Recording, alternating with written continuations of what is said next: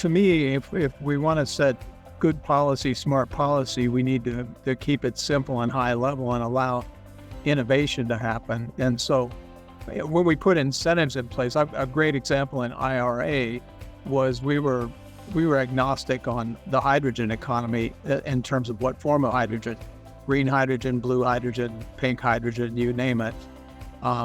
And whereas the European Union was much more specific, and I think boxed themselves in a little bit, being too specific on green hydrogen. Green hydrogen is quite expensive today, but blue hydrogen and carbon capture can allow us, within a reasonable affordability, to convert entire industries to net zero. And, I think obviously incentives for alternatives are important, but we also have to think about baseload power and electricity. Only 20% of the electricity that people use today electricity is 20% of the whole energy pool that we use today. 80% of it is not electric. 80% of it is the gas that we use, the coal that's used to fire steel furnaces and aluminum smelters.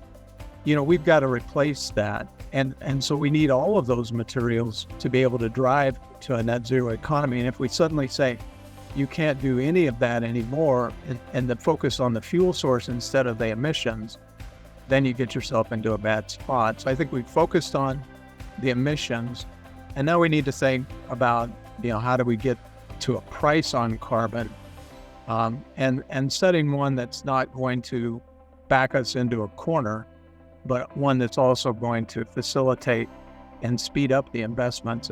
And the reason I say a price on carbon and not a tax on carbon is I think the financial community responds different ways to them. If you tax carbon, they look at that as a revenue generator for the government, and we're not really certain where that money is going to get spent.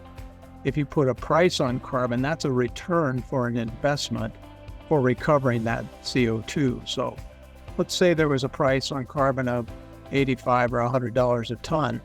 Then if I make an investment in a hydrogen generator or an autothermal reformer to convert that natural gas to hydrogen, then I can get $100 back on that return through that price on carbon. That's an incentive for me to invest. And that's an incentive for the trillions of dollars that's out in the marketplace today that wants to go after good environmental sustainability projects to come into the market. And that kind of policy will accelerate the transition, not slow it down.